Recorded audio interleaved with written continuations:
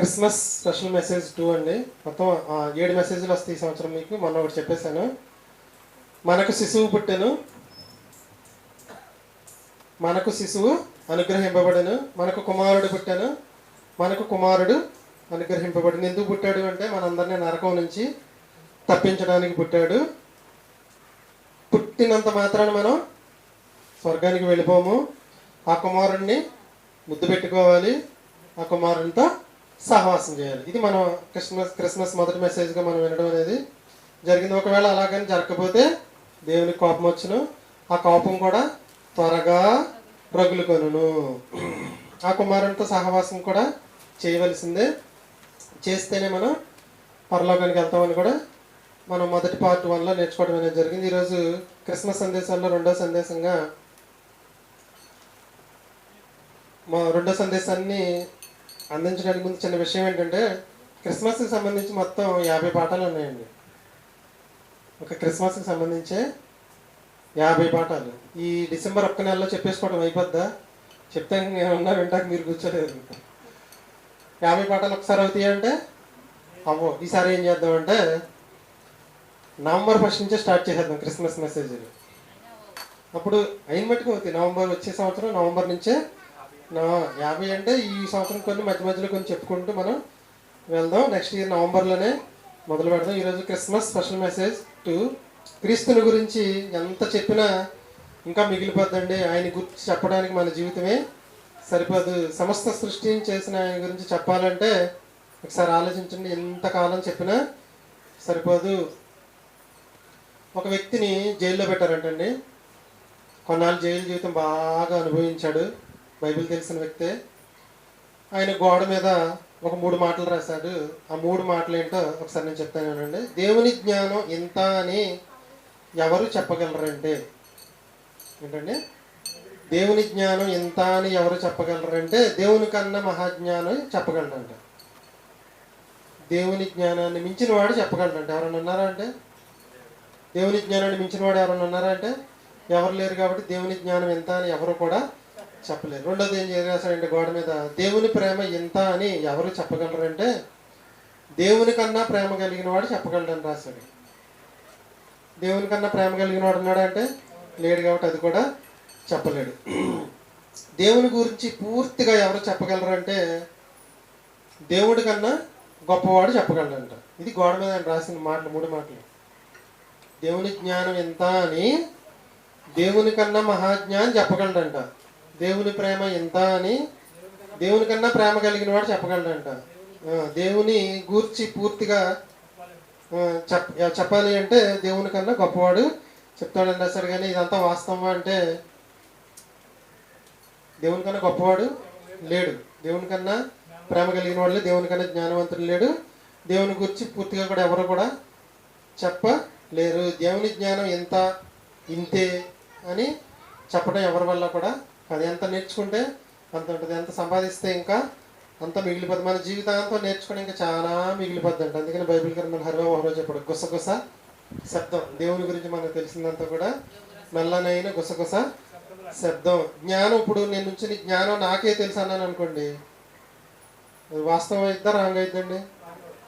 రాంగే అవుద్ది. నాకు తెలిసిందే జ్ఞానం అన్నాను అనుకోండి, అది కూడా రైట్ అయిద్దండి రాంగ్ అయిద్దా?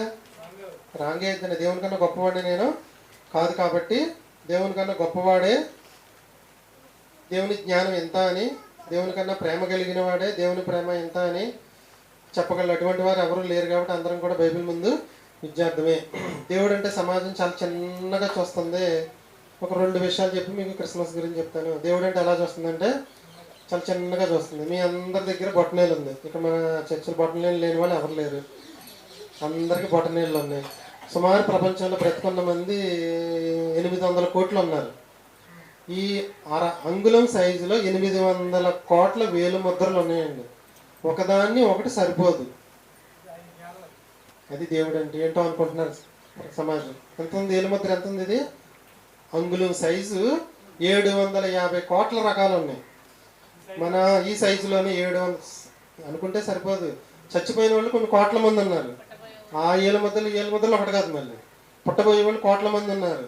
ఆ ఏలు ముద్దలు ఈ ఏలు ముద్దల్లో ఒకటి కాదు. ఇది ఒకటేనా అనుకుంటే కళ్ళు ఒకటి కాదు, జుట్టు ఒకటి కాదు, బాడీ వాసన ఒకటి కాదు, అలా చెప్పుకుంటూ పోతే ఎన్నో ఉన్నాయి. ఇది దేవుడు అంటే చాలా చిన్నగా చూస్తున్నారండి దేవుణ్ణి.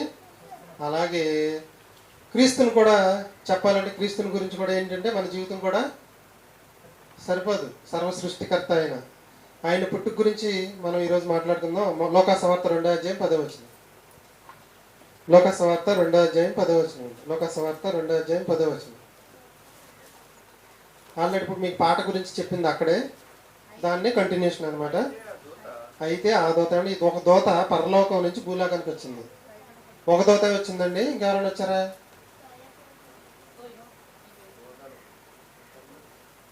దూత ఒకటే వచ్చింది, ఇంకెవరైనా వచ్చారు దూతతో పాటు? చూద్దాం, కిందకి వెళ్ళిన తర్వాత చూద్దాం. లోకాసువార్త 2వ అధ్యాయం 10-11 వచనాలు. క్రీస్తు జనన సమయంలో 8వ వచనం. గొర్రెల కాపరులు రాత్రి వేళ మందన కాస్తున్నారు. 9వ వచనం. ప్రభు దూత వచ్చి. 10వ వచనం. దూత అంటున్న మాట, ప్రజలందరికీ కలుగబో మహా సంతోషకరమైన సువర్తమానము నేను మీకు తెలియజేస్తాను. ఏంటంటే అది 2వ అధ్యాయం 11వ వచనం. క్రీస్తు జననము, క్రీస్తు జననం గురించి చెప్పింది. ఇది ప్రజలందరికీ మహా సంతోషకరమైన సువర్తమానమే క్రీస్తు జననము. క్రీస్తు బర్త్డేనే క్రిస్మస్ అంటారు. క్రిస్మస్ అంటే ఏంటంటే ప్రజలందరికీ కలగబోవు మహా సంతోషకరమైన సువర్తమానమే క్రీస్తు జననము. బాగా తెలుసు మీకు. గాంధీ జయంతి ఎప్పుడు జరుపుకుంటారు? అక్టోబర్ 2. ఆ రోజు ముందంతా కొనేసుకుంటారు. ఆ రోజు మందుల షాపులు బంద్ చేసేస్తారు. ముందు రోజే కొనేసుకుంటారు ఆ రోజుకి సరిపడా. తర్వాత రోజు మందు షాపులన్నీ బంద్ చేస్తారు. గాంధీ పుట్టినరోజుని ఏమంటారు? గాంధీ కరెక్టేనా రాంగా? కరెక్టేనండి. క్యాలెండర్లో కూడా ఉంది గాంధీ జయంతి అక్టోబర్ 2 అని రెడ్ కలర్లో మార్కేస్తారు. అంటే గాంధీ పుట్టినరోజునా? మరి క్రీస్తు పుట్టినరోజుని క్రీస్తు జయంతి అని ఎందుకు అనరు? క్రిస్మస్ గురించి మనం తెలుసుకోవాల్సిన విషయాలు చాలా ఉన్నాయండి. 100 పాఠాలు ఉండేవి. ఒకసారి ఆలోచించండి మీరు. గాంధీ పుట్టినరోజుని గాంధీ జయంతి, నెహ్రూ పుట్టినరోజుని నెహ్రూ పుట్టిన, ఎన్టీఆర్ పుట్టినరోజుని ఎన్టీఆర్ జయంతి, నా పుట్టినరోజు నా జయంతి, మీ పుట్టినరోజు మీ జయంతి. మరి క్రీస్తు పుట్టినరోజు మాత్రం క్రీస్తు జయంతి అనకుండా క్రిస్మస్ అని ఎందుకు అంటున్నారు? యేసుక్రీస్తు చనిపోలేదా?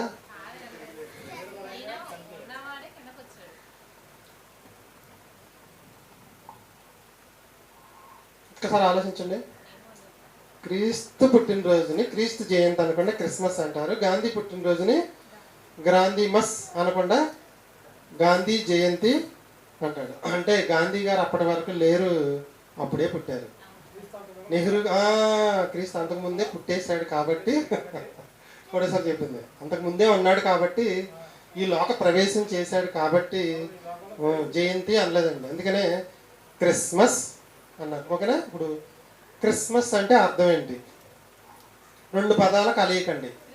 క్రీస్తు, మాస్ అనే 2 పదాల కలయికతో క్రిస్మస్ అని వచ్చింది. మాస్ అంటే అర్థం ఏంటంటే, మన పరిసర ప్రాంతాల్లో చర్చిల్లో ముందు ఏం పెడతారంటే ఆరాధన సమయం అని పెడతారు.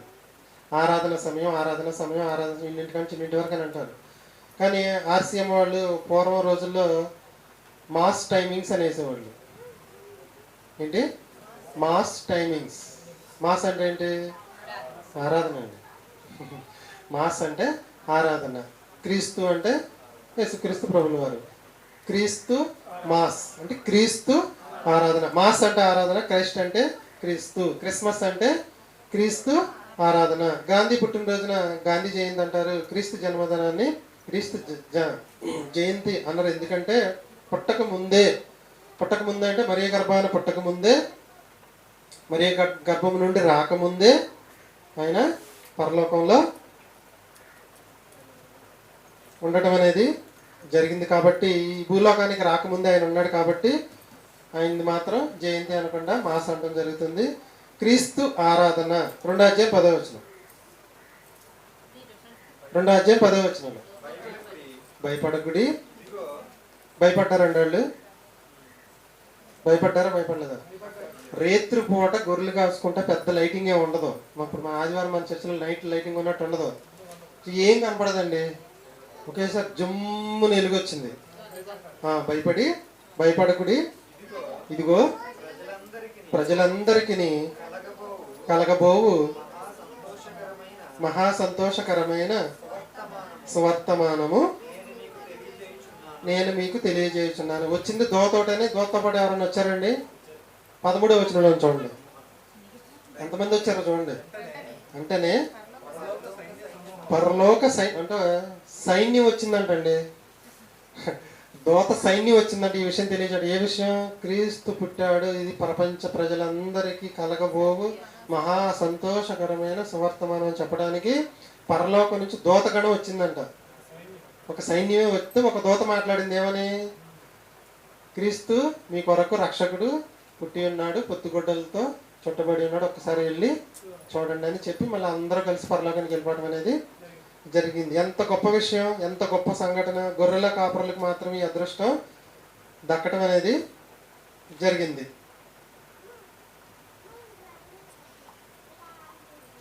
క్రిస్మస్ అంటే ఏమైనా అర్థం చేసుకున్నాం మనం? క్రీస్తు ఆరాధన.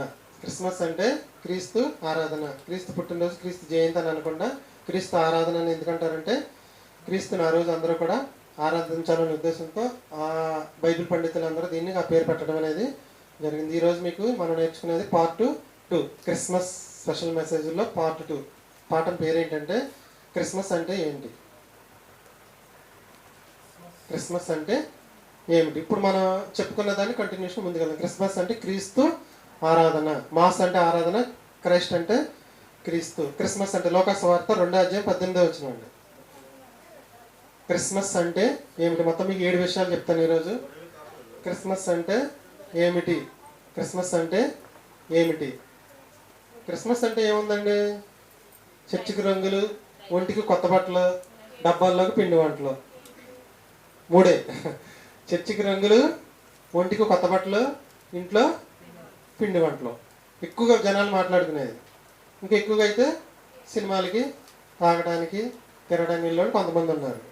క్రిస్మస్ అనగానే ఎక్కువ గుర్తుకొచ్చే ఏంటంటే, నేను ఎప్పుడు చూడలేదు, చందన బ్రదర్స్లో లోన నుంచి ఆ కూరగాయల కొట్ల వరకు లైన్ ఉందండి. బట్టల కొట్టు లైన్ కట్టారంటే ఒక్కసారి ఆలోచించండి ఎంత బిజినెస్. ఒక ఆయన, నేను మామూలుగా పేస్టులు కొనడానికి వెళ్ళి ఆయన ఇంకా బిజినెస్ స్టార్ట్ అవ్వలేదండి అంటున్నాడు.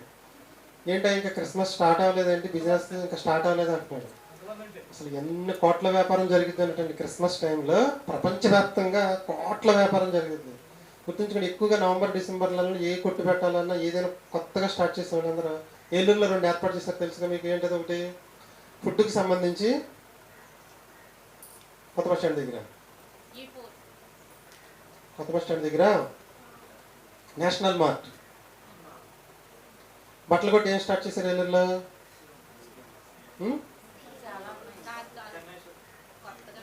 కొత్తగా ఏం పెట్టారు? కొత్తగా ఏ షాప్, ఎస్ఆర్ ఎప్పుడు పెట్టారు తెలుసు కదా మీకు? సేమ్ ఇదే టైంలో, అంటే పండగలకి ముందు టైంలో ఎక్కువగా స్టార్ట్ చేస్తారు. ఎందుకు అనుకున్నారు? వ్యాపారం మాత్రం చాలా బాగా చదువుద్ది. ఒక 10 రోజుల క్రితం లేని బిర్యానీ షాపులు చాలా వెలిసినాయి ఏలూరులో. సందుకొక బిర్యానీ షాపులు. ఈ 2 నెలలు మాత్రం బిజినెస్ చేసుకుంటే తర్వాత కామ్ అయిపోతారు. అంటే క్రిస్మస్ అంటే ఏంటి? వ్యాపారం, కొత్త బట్టలు. ఇది ప్రపంచం ఇప్పటి వరకు అనుకుంది. చక్కగా చెప్తాను, కరగంటలు అయిపోతే కొంచెం శ్రద్ధగా అండి. క్రిస్మస్ అంటే 7 విషయాలు చెప్తాను. క్రిస్మస్ ఏంటంటే మొదటిది 2:18-19. మరి దగ్గరికి వచ్చారు ఎవరు? ఈ పరలోకం నుంచి దూతగణం వచ్చి గొర్రెల కాపురులతో చెప్తే, గొర్రెల కాపురులు మరి తల్లి దగ్గరికి వచ్చి పొత్తిగుడ్డలో చుట్టబడిన శిశువుని చూసి ఇలా అన్నారు. 2:18. గొర్రెల కాపురులు తమతో చెప్పిన సంగతులను గూర్చి విన్న వారందరూ మిక్కిలి ఆశ్చర్యపడిరి. అయితే మరియా ఆ మాటలన్నీ తన హృదయంలో తలపోసుకొనుచు భద్రము చేసుకున్నాను. ఈ మాటని ఒక మాటలో చెప్పండి. మరియా గొర్రెల కాపరులు తనతో చెప్పిన మాటలన్నీ తన హృదయంలో తలపోసుకొనుచు భద్రము చేసుకొనెను. అంటే ఏం చేసింది? ధ్యానం చేసిందంటండి. పుట్టినప్పటి నుంచి, కడుపును బిడ్డ పట్టినప్పటి నుంచి దూత మాట్లాడింది మొత్తం అంతా కూడా గుర్తుకు తెచ్చుకుంది. అంటే క్రిస్మస్ అంటే ఏంటంటే అర్థం మీకు ఫస్ట్ ఇప్పుడు నేను చెప్తే అర్థం, చివరికి వెళ్ళినప్పుడు పూర్తిగా అర్థమైంది. గుర్తుంచుకోండి, క్రిస్మస్ అంటే ధ్యానము. ఏ ధ్యానము? క్రీస్తు ధ్యానము. గాంధీ జయంతి రోజు మీటింగ్ ఏర్పాటు చేశారు అనుకుందాం. ఏం మాట్లాడతారండి? గాంధీ గారి గురించి తలపోసుకుంటారు, గాంధీ గారు చేసిన మంచి కార్యాలన్నీ మాట్లాడుకుంటారు. ఇప్పుడు క్రిస్మస్ అంటే అర్థం ఏంటంటే క్రీస్తు ధ్యానము. మనం ఏం చేయాలంటే క్రిస్మస్ సమయంలో క్రీస్తుని ధ్యానించాలి. గాంధీ గారి గొప్ప కార్యాలు ఎలా ధ్యానం చేస్తామో యేసు జన్మదినం రోజున క్రీస్తుని ధ్యానించాలి. కానీ ఎక్కువగా క్రీస్తు జన్మదినం క్రిస్మస్ వస్తుంది అంటే ఎక్కువగా జనాలందరూ ధ్యానించేది ఏంటంటే, ఏమైనా సరే ఈసారి చర్చికి చూసుకొని అన్ని చర్చిలు కళకళలు ఆడిపోతున్నాయి రంగులతో. ఏం ధ్యానిస్తారంటే ఏమైనా సరే ఈసారి క్రితం సంవత్సరం కన్నా మంచిగా రంగులు వేయాలి, క్రితం సంవత్సరం కన్నా మంచిగా మనం బట్టలు కొనుక్కోవాలి, క్రితం సంవత్సరం కన్నా ఈ సంవత్సరం భోజనాలు ఇంకొంచెం గ్రాండ్గా పెట్టాలి. క్రిస్మస్ అంటే ఏం ధ్యానిస్తున్నారంటే అవి ధ్యానిస్తున్నారు తప్పితే క్రీస్తుని, ఆయన మన కొరకు చేసిన గొప్ప కార్యాల గురించి కూడా ఎవరు కూడా ధ్యానించడం లేదు. నీల్ ఆర్మ్స్ట్రాంగ్ అనే శాస్త్రవేత్త చంద్రమండలం మీద మొట్టమొదట కాలు పెట్టాడంట. శాస్త్రవేత్తలందరూ కలిసి పెద్ద పార్టీ ఏర్పాటు చేశారంట. ఒక్కొక్క శాస్త్రవేత్త లేచి ఆయన గురించి గొప్పగా చెప్తుంటే చప్పట్లు కొడుతున్నారు. అందరూ చెప్పడం అయిపోయిన తర్వాత నీల్ ఆర్మ్స్ట్రాంగ్ గారికి మైక్ ఇచ్చారంట. ఆయన ఇక అంతా అయిపోయిందండి మీరు మాట్లాడండి అని అనగానే అందరు గట్టిగా చప్పట్లు కొట్టారంట మాట్లాడమని. శాస్త్రవేత్తలు అందరూ చప్పట్లు కొట్టారంట. చప్పట్లన్నీ ఆగిన తర్వాత ఆయన మౌత్ తీసుకుని ఇలా మాట్లాడారంట. ఏంటంటే, అంతకుముందు మీరు మాట్లాడిన అన్నీ కూడా వాస్తవం అయినప్పటికీ మానవ చరిత్రలో గుర్తుండిపోయే దినం ఏంటంటే అది ఒకటి ఉంది. అదే పరలోకంలో ఉన్న తండ్రి కుమారుడైన యేసుక్రీస్తు భూమి మీదకు అడుగు పెట్టడమే మహా సంతోషకరమైన దినం అని చెప్పాడు. అప్పటి వరకు కొట్టిన చప్పట్లు మొత్తం ఆగిపోయినాయి అంట. ఇప్పుడు మనం కొట్టాలి చప్పట్లు మరి, అంతేనా కాదా? వీళ్ళు ఏమన్నారంటే నువ్వు చంద్రమండలం మీద కాలు పెట్టిన రోజు అనేది ఈ ప్రపంచానికి చాలా గొప్ప రోజు, అసలు ప్రపంచ ప్రజలందరూ మర్చిపోలేని రోజు, గుర్తుండిపోయే రోజు అని వీళ్ళందరూ పొగిడితే ఆయనకి మైకిస్తే ఆయన ఏం చెప్పాడు? మానవ చరిత్రలో గుర్తుండిపోయే దినం ఒకటి ఉంది, అదే యేసుక్రీస్తు జననం అని చెప్పాడంట. దెబ్బతో క్లాప్స్ అనేవి ఆగిపోయినండి. దేవదేవుని కుమారుడు భూమి మీద పుట్టడం, భూమి మీద కాలు పెట్టడమే అద్భుతం, నేను కాలు పెట్టడం అనేది అద్భుతం కాదు అని చెప్పాడంటండి. యేసుక్రీస్తు అంటే ఏ కులానికి, ఏ మతానికి, ఏ దేశానికి, ఏ జాతికి చెందిన వ్యక్తి కాదు, మానవులందరికీ ప్రభు. అందుకనే దూత ఏం చెప్పిందంటే ప్రజలందరికీ కలగబోవు మహా సంతోషకరమైన సువర్తమానం అని చెప్పింది. ఇప్పుడు క్రిస్మస్ అంటే 7 మాటలు ఉన్నాయి. 7 మాటలు మొదటి మాట ఏంటి? క్రిస్మస్ అంటే క్రీస్తుని ధ్యానించడం. మనం క్రిస్మస్ అంటే ఏం చెప్పాలి ఇప్పటి నుంచి? మొత్తం క్రిస్మస్ అంటే 7 మాటలు ఉన్నవి. మొదటి మాట ఏంటంటే క్రీస్తుని ధ్యానించడం. మొట్టమొదటి క్రీస్తుని ఎవరు ధ్యానించారండి? తల్లి మరియా. దూతలు వచ్చి గొర్రెల కాపురతో చెప్తే, గొర్రెల కాపురలు వచ్చి మరియతో చెప్తే చేసింది ఏంటంటే ధ్యానించడం. క్రిస్మస్ అంటే మనం ఈ డిసెంబర్ నెల అంతా క్రిస్మస్ గుర్తుందనుకోండి, క్రిస్మస్ నెల అంతా కూడా క్రీస్తుని ధ్యానించాలి. ఆయన చేసిన గొప్ప కార్యాలు, ఆయన మనం చేసిన కార్యాలు మొత్తం అన్నీ కూడా మన మనసులో ధ్యానించుకోవాలి. తప్పితే బట్టలు కొనుక్కుందామా, కొనుక్కోవడం తప్పు కాదు, రంగులు వేద్దామా, రంగులు వేయటం తప్పు కాదు, తిందామా, తినటం తప్పు కాదు. ఎక్కువగా చేయవలసింది ఏంటంటే క్రీస్తు ధ్యానము. మొదటిదండి క్రిస్మస్ అంటే క్రీస్తుని ధ్యానించుట. రెండోది ఫిలిప్పీలకు రాసిన పత్రిక 2వ అధ్యాయం 6వ వచనం. ఫిలిప్పీలకు రాసిన పత్రిక 2వ అధ్యాయం 6, 7 వచనాలు. ఫిలిప్పీలకు రాసిన పత్రిక 2వ అధ్యాయం 6, 7 వచనాలు. ఆయన కనపడి ఆకారం ముందు మనుషుడిగా. 2వ అధ్యాయం 6, 7 వచనాలు. ఫిలిప్పీలకు రాసిన పత్రిక 2వ అధ్యాయం 6, 7 వచనాలు. ఆయన దేవుని స్వరూపం కలిగిన వాడై ఉండి దేవునితో సమానముగా ఉండుట విడిచిపెట్టకూడని భాగ్యమని ఎంచుకొనలేదు గాని మనుషుని పోలికగా పుట్టి. అంటే పుట్టడం అంటే క్రిస్మసే కదా. ఎలా పుట్టాడంటే ఒక దేవుడే ఒక మనిషిలాగా రావడం అంటే దాన్ని ఏమంటారు? దీనత్వం అంటారు. క్రిస్మస్ అంటే క్రీస్తు ధ్యానం, క్రిస్మస్ అంటే క్రీస్తు దీనత్వం. ఎంత దీనుడు అయ్యాడంటే, ఇప్పుడు ఉదాహరణకి మన ఇంటి దగ్గర పిల్లోడిని ఏలూరులో కేజీ చేపలు తెమ్మని పంపించారనుకోండి, అసలు ఊరుకుంటామండి మనం? నువ్వు వెళ్ళలేకపోయావా, మా పిల్లడే కావాల్సి వచ్చిన గట్టి గట్టిగా తిట్టేస్తాం మనం. కానీ దేవుడు ఏం చేశాడంటే తన కొడుకుని దీనుడిగా పంపించి మన కోసం చంపేశాడు. అందుకని దీన్ని ఏమంటారంటే క్రిస్మస్ అంటే క్రీస్తు దీనత్వం. మొదటిది క్రిస్మస్ అంటే క్రీస్తు ధ్యానం, రెండోది క్రీస్తు దీనత్వం. సర్వ సృష్టిని మాటలతో కలిగించిన ఆయన ముందు ప్రపంచంలో ఏ కోటేశ్వరులు కూడా సరిపోరు. ఈ సృష్టి అంతా ఆయనదేనండి. అంతకు మించిన కోటేశ్వరుడు అంటాడా? అంతా కూడా అంతే. ప్రకృతి అంతా కూడా ఆయనకి లోబడుతుంది, కానీ ఏమీ లేనివాడిగా వచ్చాడు. సముద్రమా ఆగంటే ఆగింది, గాలి ఆగంటే ఆగింది. నేను నీ మీద నడుస్తాను అంటే దాని సహజ లక్షణాన్ని కోల్పోయి యేసుక్రీస్తు నీటి మీద నడిపించింది. ప్రకృతి మొత్తం ఏమవుతుంది? ఆయనకి లోబడుతుంది. అంత శక్తిమంతుడు కూడా మనలాంటి ఆకారాన్ని తగిలించుకుని దీనుడుగా భూలోకానికి రావడం అనేది జరిగింది. ఒకసారి అంటే బ్రిటిష్ వారు పరిపాలిస్తున్న కాలంలో నెహ్రూ కుమారుడు ఎవరో తెలుసా మీకు? జవహర్లాల్ నెహ్రూ కుమారుడు అండి.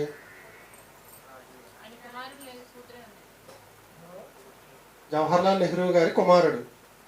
కూతురు ఉందా, కుమారుడు ఉన్నాడా? మన కూతురు పేరేంటి? ఇందిరాగాంధీనా? నెహ్రూ గారికి కొడుకున్నారా?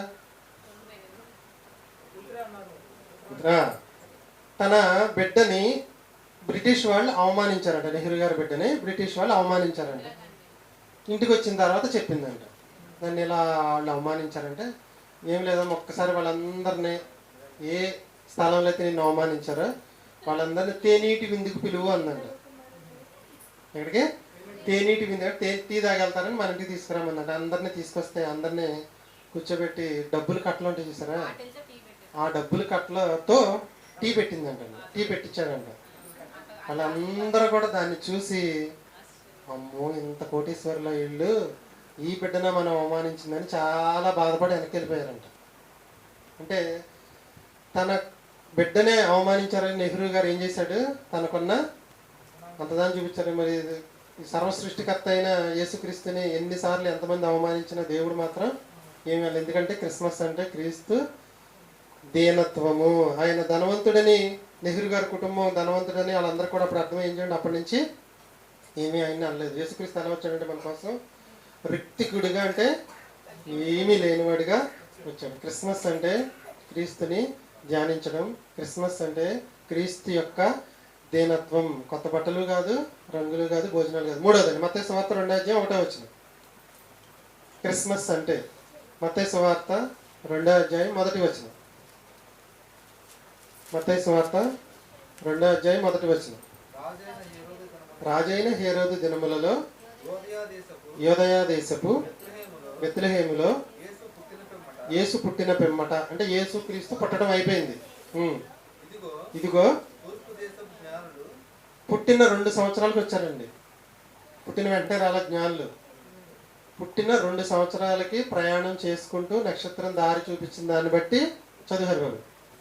ఇదిగో తూర్పు దేశపు జ్ఞానులు యెరూషలేముకు వచ్చి యూదుల రాజుగా పుట్టినవాడు ఎక్కడున్నాడు? తూర్పు దిక్కున మేము ఆయన నక్షత్రమును చూచి ఆయనను పూజింపవచ్చితమని ఎవరితో చెప్పారు? అక్కడ వరకు వచ్చిన తర్వాత రాజకుమారుడే అయి ఉంటాడు, రాజు అంటే రాజకుమారుడే కదా అని రాజు దగ్గరికి వెళ్ళారు. ఆయన షాక్ తిన్నాడు. ఇదేంటి, నేను రాజుని కదా, ఇంకో రాజు ఏంటి అని ఆయన షాక్ తిన్నాడు. వీళ్ళకి ఏం చెప్పాడంటే, మీరు అలాగే జ్ఞానులు అంటున్నారు కదా, ఇల్లు ఆయన కనుక్కోండి, కనుక్కున్న తర్వాత నాకు సమాచారం చెప్పమంటే దోత చెప్పినట్లుగా వాళ్ళు వేరే దారిలో వెళ్ళిపోయారు. క్రిస్మస్ అంటే క్రీస్తు జ్ఞానం అండి. ఆ జ్ఞానులు లోక జ్ఞానులు కాదు, లోక జ్ఞానులు అండి. ఏ జ్ఞానులు అంటే క్రీస్తు జ్ఞానాన్ని కలిగిన, దేవుని జ్ఞానాన్ని కలిగిన జ్ఞానులు. వీరికి ఎవరైనా చెప్పారా అంటే చెప్పలా. కానీ అప్పటికప్పుడు ఏం చేశారంటే, ఆ రాజుగారు ఏం చెప్పారంటే, మన గ్రంథాల్లో ఏముంది ఎతకమన్నాడు. వాళ్ళ దగ్గర సపరేట్ గ్రంథాలు ఉన్నాయండి. ఏమున్నాయి గ్రంథాలు? ఇదే పాత నిబంధన గ్రంథాన్ని తీయమన్నారు. అప్పుడు 2 సంవత్సరాల వయసున్న పిల్లలందరినీ ఏం చేశారంటే రాజు చంపించేసాడు. దాన్ని బట్టి మనం ఏం చెప్పచ్చు, ఎన్ని సంవత్సరాలు పట్టింది వాళ్ళు రావడానికి? 2 సంవత్సరాల కాలం పట్టింది. నక్షత్రం ఆగిన ఇంటి మీదకి వెళ్ళారు. పూజించారు. దోత చెప్పినట్లుగా వేరే మార్గం నుంచి వాళ్ళు వెళ్ళిపోయారు. క్రీస్తుని నమ్మడం వేరు, క్రీస్తు జ్ఞానాన్ని నేర్చుకోవడం వేరు, క్రీస్తు జ్ఞానాన్ని కలిగి ఉండటం వేరు. కాబట్టి ఇప్పుడు క్రిస్మస్ అంటే మొదటిది ధ్యానించాలి, రెండోది దీనత్వంగా ఉండాలి, మూడోది జ్ఞానం కలిగి ఉండాలి. అగ్నిలో ఎన్ని కట్టెలేసిన ఏమైపోతాయి? కాలిపోతాయి. కాలిపోతాయి. అలాగే క్రీస్తులో ఎన్ని పాపాలు వేసినా కాలిపోతాయండి. ఒక అగ్నిలో కట్టెలు ఎన్ని వేస్తే అన్ని కాలిపోతాయి, కానీ అగ్ని ఆరిపోద్దండి? ఆరదు. అలాగే క్రీస్తు జ్ఞానంలో మన పాపాలన్నీ ఎన్ని వేసినా సరే కాలిపోతాయి తప్పితే క్రీస్తు ఏమి ఆరిపోడు. కొరింథీయులకు రాసిన మొదటి పత్రిక 1:24 క్రీస్తు దేవుని శక్తియు దేవుని జ్ఞానమునై ఉన్నాడు. ఈ జ్ఞానం ఆనాటి ఉన్న యెరూషలేములో ఉన్న వారికి అర్థం కాలేదు, రాజుగారికి కూడా అర్థం కాలేదు, కానీ తూర్పు దేశంలో ఉన్న జ్ఞానులకు అర్థమైంది. ఆ జ్ఞానంతో ఆయన కనుగొనడానికి వచ్చారు. కాబట్టి క్రిస్మస్ అంటే క్రీస్తు జ్ఞానం. ఈ జ్ఞానంలో మన పాపాలని కాల్చేసుకోవాలి. ఎలా కాల్చేసుకోవాలి? ఎగ్జాంపుల్ ఒకటి చెప్తాను. క్రీస్తులోనికి రాకముందు ఒక వ్యక్తి చుట్టదాగేవాడంట. ఎంతమంది చెప్పినా మానలేదంట. కానీ చర్చికి 2 రోజులు 3 వారాలు వెళ్ళాడు. 4వ వారం నుంచి మానేశాడంట. ఎవరు అడిగినా ఎలా మానేశారో అని అడిగారంట. మానేశారు అన్నాడంట, అంతే. అక్కడ ఏమైపోయింది? అది తన పాపాన్ని క్రీస్తులో వేసి కాల్చేస్తున్నాడు. క్రిస్మస్ అంటే క్రీస్తుని ధ్యానించడం, క్రిస్మస్ అంటే క్రీస్తుకు కలిగిన దీనత్వాన్ని మనం చూపించడం, మూడోది మన పాపాలని క్రీస్తు జ్ఞానంలో కాల్చేసుకోవడం. క్రీస్తు జ్ఞానము. వ్యభిచారం మానేసిన వాళ్ళు ఉన్నారు, మద్యాన్ని మానేసిన వాళ్ళు ఉన్నారు, దొంగతనం మానేసిన వాళ్ళు ఉన్నారు. ఇలా చూస్తే ఎన్నో మానేసిన వాళ్ళు ఉన్నారు. 2 రకాల విరుద్ధ జంతువులు, విరుద్ధ లక్షణాలు కలిగిన వాళ్ళు కూడా వచ్చి చర్చిలో ఉండటం అనేది జరిగితే మనం పాఠాల్లో నేర్చుకున్నాం. మనం పులి మేక కలిసి లోకంలో ఉండలేవు, కానీ అదే స్వభావాలు కలిగిన మనుషులు చర్చిలో ఉంటారంట. కానీ వాళ్ళిద్దరూ క్రీస్తు రక్తంలో వాళ్ళ పాపాలు కడిగేసుకోవడం వల్ల ఇద్దరు సాధు జంతువులు అయిపోయి సాధువుగా జీవించడం అనేది జరుగుతుంది. క్రిస్మస్లో క్రీస్తు జ్ఞానం ఉంది. ఆ జ్ఞానంలో తూర్పు దిక్కునున్న జ్ఞానులు వచ్చి వాళ్ళ జ్ఞానం ద్వారా క్రీస్తుని కనుగొన్నారు. క్రీస్తు పుట్టుక తర్వాత కదా వాళ్ళు వచ్చింది. క్రిస్మస్ అంటే క్రీస్తు జ్ఞానం. ఆ జ్ఞానంలో మన అజ్ఞానంతో చేసే పాపాలన్నీ కూడా కాల్ చేసుకుని మనం కూడా జ్ఞానవంతులము. వాళ్ళ 4వదండి క్రిస్మస్ అంటే యోహాను సువార్త 3:16. మొదటిది ధ్యానం, రెండోది దీనత్వం, మూడోది జ్ఞానం, 4వది క్రిస్మస్ అంటే యోహాను సువార్త 3:16. క్రీస్తునందు విశ్వాసముంచు వాడికి నిత్య జీవము ఆయన అనుగ్రహించెను. చదవండి. దేవుడు లోకమును ఎంతో ప్రేమించెను కాగా తన అద్వితీయ కుమారునిగా పుట్టిన వానియందు. పుట్టాడు అంటే క్రిస్మస్ అనుకున్నాం కదా. పుట్టిన వానియందు విశ్వాసం ఉంచి ప్రతివాడు నశింపక నిత్య జీవం పొందినట్లు ఆయనను అనుగ్రహించను. క్రీస్తు దానం. ఏం చేశాడంటే దేవుడు క్రీస్తుని పుట్టడం ద్వారా క్రీస్తుని మనకి ఏం చేశాడంటే దానం చేశాడు. ఆ దానం ద్వారా మనం ఎక్కడికి వెళ్ళాలి అంటే నిత్య జీవానికి వెళ్ళాలి. 10 రూపాయలు ఇచ్చిన దానమేనా? 5 రూపాయలు ఇచ్చిన దానమే, 2 రూపాయలు ఇచ్చిన దానమే, రూపాయి ఇచ్చిన దానమే. బట్టలు చేస్తే బట్టల దానం, వస్త్రం చేస్తే వస్త్రదానం, కన్యనిస్తే కన్యాదానం, రక్తం ఇస్తే రక్తదానం. కానీ దేవుడు మనకి ఇచ్చింది ఏంటంటే ఎవరు చేయలేని దానం బలిదానం. మనందరి కోసం బలి. ఈ బలి జరగాలంటే మొదట ఏం జరగాలి? పుట్టాలి. పుట్టడం ద్వారా క్రీస్తుని మనకి ఏమి ఇచ్చేసాడంటే దానంగా ఇచ్చాడు. ఇదే దానాన్ని ఒకనాడు ఒక వ్యక్తి ఇచ్చాడు. ఎవరంటే అబ్రహాము. ఆయన ఏమంటారంటే విశ్వాసులకు తండ్రి. ఆయన కూడా అంతే. 100 సంవత్సరాల తర్వాత కొడుకుని ఇస్తే వేసేయమన్నాడు. ఓకే, కత్తి కూడా ఎత్తేసాడు, పుల్లలు కూడా పరిచేసాడు, నుప్పు కూడా దగ్గర పెట్టుకున్నాడు. ఇంకా కత్తి మెడ మీద పడితే నుప్పు అంటించడం ఇచ్చేసాడండి అని తీసుకోలేదు. కానీ దేవుడు తన కుమారుడిని మనకి బలిదానంగా ఇవ్వడం అనేది జరుగుతుంది. క్రిస్మస్ క్రీస్తు ద్వారా మనం అందరం కూడా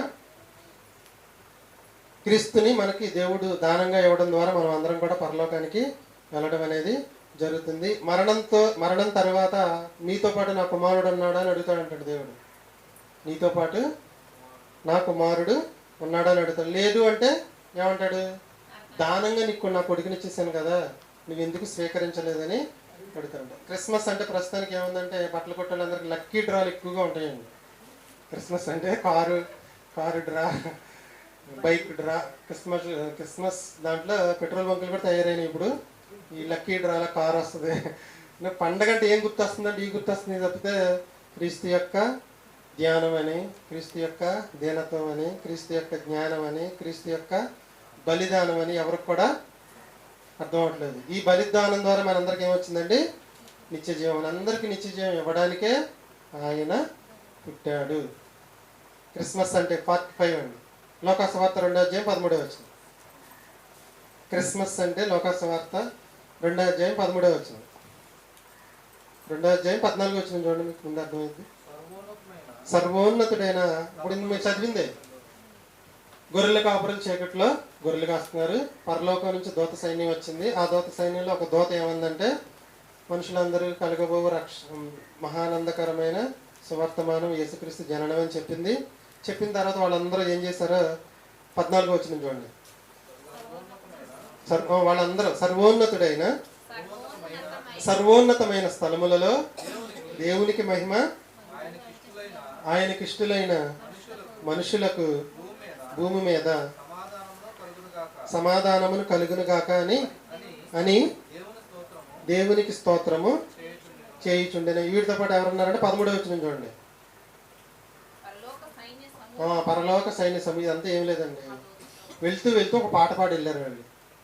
వెళ్తూ పాట పాడి వెళ్ళారు. ఇప్పుడు క్రిస్మస్ అంటే ఏంటి?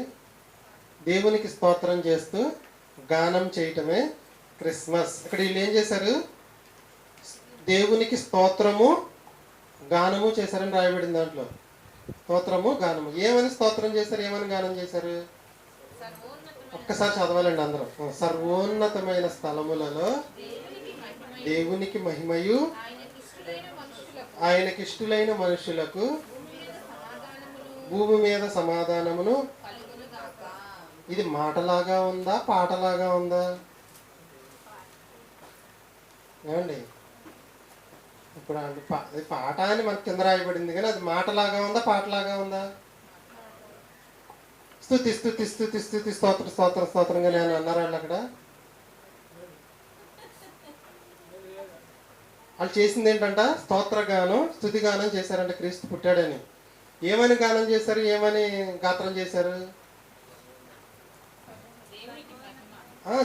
ఒక దేవుని మాటనే పాటగా పాడారు. ఇప్పుడు నేను కట్టిన పాటలన్నీ కూడా గుర్తుంచుకోండి, మాటే పాట తప్పితే ఏమీ లేదు. దేవదూతల పరలోకం నుంచి దేవదూతలు స్తోత్ర గానం చేశారంట. ఏమని చేశారంట? భూమి మీద తనకిష్టులైన మనుషులకు సమాధానము కలుగును గాక. ఇది పాట, మాట? మాటే. దేవుని మాటనే పాటగా పాడారు. ఇప్పుడు అర్థమైందంటే పాటలు అంటే ఏంటో? సొంతంగా ఎయ్యో కల్పిస్తాయి పాటలు అవ్వవు. మాటనే పాటగా మలిసే టాలెంట్ ఉండాలి మనకి. ఓకేనండి. ఇప్పుడు ఎక్కడున్నాం మనం? క్రిస్మస్ అంటే క్రీస్తు గానము. పాటలు లేని క్రిస్మస్ ఉంటుందండి? లేదు. కడుపు నొప్పి తగ్గలేదని, కోడి గుడ్డు పెట్టలేదని, గేద ఆవు పాలు ఇవ్వలేదని ఎవరో కూడా క్రీస్తు దగ్గరికి రావద్దు. ఆయన అలా వస్తే అనుకోండి, ఆయన చిన్నవాడిగా మనమే చేసేస్తున్నాం అనమాట. ఆయన దగ్గరికి వచ్చాము అంటే చిత్రమైనది, విచిత్రమైనది ఏదో ఒకటి పొందుకోవాలి. అంత టాలెంట్ పర్సన్ కాబట్టి ఆయన దగ్గరికి వస్తే ఆయన చిత్తమైతే ఏదైనా తగ్గిపోద్దండి, ఏదైనా నయమైపోద్ది, ఏదైనా లైన్ అయిపోద్ది. ఆయన చిత్తంలో లేదనుకోండి, మనం ఎంత చేసినా చేసేది ఏమీ లేదు. ఆయన ఎవరిని కూడా వదులుకునేవాడు కాదు. యేసు దగ్గరికి ఎందుకు రావాలి అంటే, నమ్మితే పరలోకానికి వెళ్తాం, మనం చేసిన పాపాలన్నిటికీ క్షమాపణ అనేది దొరుకుతుంది. మరణించిన తర్వాత స్వర్గలోకాన్ని పొందుతాం. అంతే తప్పితే మనం చచ్చిపోయిన తర్వాత ఇంటి ముందు పెద్ద ఫ్లెక్స్ వేసి ఈయన పవిత్ర ఆత్మకు శాంతి చేకూర్చాలని రాసామనుకోండి, శాంతి రాదు. చచ్చిపోయే ముందు రోజు వరకు ఆయన కానీ ఆయన కుటుంబ సభ్యులు కానీ ఎప్పుడు ఆయన ఆత్మ గురించి మాట్లాడకుండా చచ్చిపోయిన తెల్లారి పెద్ద ఫ్లెక్స్ వేసేసి ఆత్మకు శాంతి చేకూరాలంటే విచ్చేస్తుందండి. బతికుండంగానే క్రీస్తుని నమ్మితే, క్రీస్తు జ్ఞానంలో పాపాలు కడుక్కుంటే మనకి ఆత్మకు శాంతి అనేది దొరుకుతుంది. ఇదంతా జరగాలంటే క్రీస్తు జననం అనేది జరగాలి. అది క్రిస్మస్ అనమాట. ఎన్నో ఇప్పటికి 6వది. 5 చెప్పగలరా? లేదంటే మెసేజ్ ఫస్ట్ నుంచి స్టార్ట్ చేస్తామని నేను. క్రీస్తుని ధ్యానించుట, దీనత్వము, క్రీస్తు జ్ఞానంలో పాపాలు కడుక్కోవాలి. ఆయన దానం, బలిదానం, బలిదానం. ఐదోది క్రీస్తు గానం, క్రీస్తు ధ్యానం, క్రీస్తు దీనత్వం, క్రీస్తు ధ్యానం, క్రీస్తు దీనత్వం, క్రీస్తు జ్ఞానం, క్రీస్తు బలిదానం, క్రీస్తు గానం. కానీ ఇంకా మళ్ళీ మొదటి నుంచి మొదలు పెట్టద్దుగా. ఓకే, ఆరోది యోహాను సువార్త 14:6. యోహాను సువార్త 14:6. యోహాను సువార్త 14:6. క్రిస్మస్ అంటే యేసు నేనే మార్గమును. క్రీస్తు జననం ద్వారా పరలోకానికి ఒక మార్గం ఏర్పడింది. ఇప్పుడు క్రిస్మస్ అంటే క్రీస్తు మార్గము.